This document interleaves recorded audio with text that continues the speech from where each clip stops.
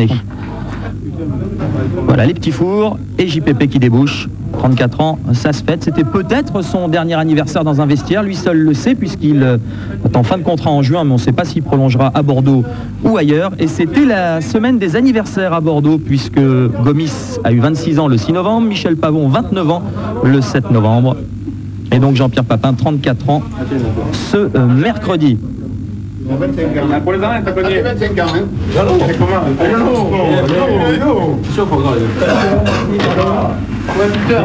Et là on voit Jean-Pierre Papin en compagnie de Dominique Dropsy, l'entraîneur des gardiens aux Girondins de Bordeaux. Et on va pouvoir donc passer au match. Il a plu durant 90 minutes, mais cela n'a pas découragé les 16 000 Bordelais venus au Parc Lescure. Le tandem d'attaque Papin-Lasland, la nouvelle recrue Pedros, alors que Guy Stéphane découvre le marquage lyonnais sur ses attaquants. C'est là et faire Lasland. À droite. La ville Papin. La ville Papin et Basila Lasland. Djemali après 3 minutes de jeu. Bordeaux est en bleu marine. Viltord sera un centre. Lasland de la tête. Et au marquage justement Christian Basila, 20 ans. Nous allons revoir, c'est aujourd'hui le meilleur buteur du championnat. Il a marqué 8 buts. Cela lui vaut peut-être sa sélection en équipe de France.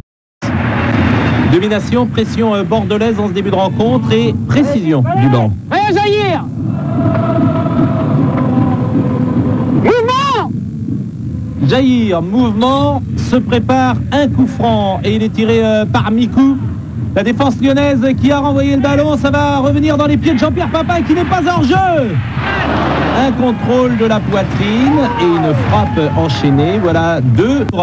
Mikou est toujours une tête lyonnaise. Luxin, sa Belgique, Papin dans la surface, que dit l'arbitre? Penalty?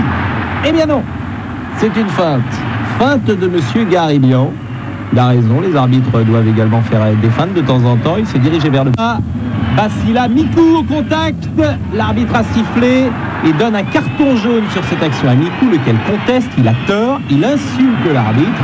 Il l'a confirmé après la rencontre. Johan Mikou s'est d'ailleurs excusé auprès de l'arbitre. Mais c'est trop tard, monsieur Garilian ne peut que l'expulser. Voici donc un coup de théâtre à la 26e minute. Johan Mikou quitte ses partenaires à la grande stupéfaction de son entraîneur. Oh putain, rouge! Oh! Qu'est-ce que c'est? Oh! C'est quoi? Oh! N'arrête pas de prendre des coups depuis le début! Qu'est-ce que c'est? Et en plus, Johan Mikou manquera la rencontre face au Paris Saint-Germain. 35e minute. Violo au milieu du terrain pour Reynal Pedros, un de ses premiers ballons. Pedros qui attend, il lève la tête et il cherche celle de Caveglia. Et bien voici une première occasion lyonnaise. Il aura fallu attendre la fin de la première mi-temps. Et c'est en tout cas ce que doit apporter Reynal Pedros dans cette équipe. À savoir la dernière passe, 0-0 à la mi-temps. Il pleut toujours et toujours également beaucoup de solidarité à Bordeaux. Ils jouent à 10 mais ils y croient. La deuxième période repart avec Papin en chef de file et puis Bernard Lacombe, longtemps avant-centre des Girondins de Bordeaux sous l'ère d'Aimé Jacquet dans les années 80, qui retrouve donc cette pelouse de l'Escure. 58e minute, Pedros sur la gauche, il y a Job, il attend comme tout à l'heure, le dernier moment, Job s'engage et c'est au-dessus de la barre transversale, mais encore un ballon décisif. De contrôle orienté de l'extérieur, Grenet qui est entré en jeu, un centre de Grenet, Lasland une deuxième fois, et ça frôle le poteau gauche alors que c'était la ville qui lui avait rachève donc sur ce score de 0-0. Il n'y a pas eu beaucoup d'occasions de but, ce n'était pas un grand match, mais c'est vrai que la sortie de Mikou a changé bien des choses. Je ne sais pas si c'est nous qui nous en sortons pas mal ou c'est Lyon qui s'en sort peut-être bien, parce que je pense qu'à 11 contre 11 on aurait, je pense, fait la différence. À 10 contre 11 on a beaucoup lutté avec beaucoup de solidarité, beaucoup d'abnégation, beaucoup de courage et on a obtenu un résultat très positif. Rentrée positive également de Reynal Pedros. Je crois qu'on a fait un bon match. Moi, je l'ai bien vécu. Je pense que c'était important de rejouer. Et je crois que je tombe dans une très bonne équipe, donc c'est encore plus satisfaisant.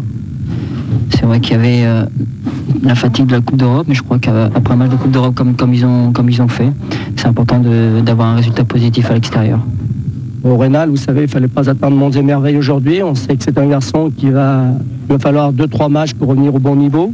Mais bon, techniquement, on connaît le garçon. Il va nous faire des décalages, il va nous percuter les défenses adverses pour essayer de donner de bons ballons à nos attaquants. Ce soir, il ne fallait pas non plus attendre énormément de lui, en plus sur un terrain difficile. Mais c'est plus qu'encourageant et puis j'espère que physiquement, techniquement, il va nous apporter énormément.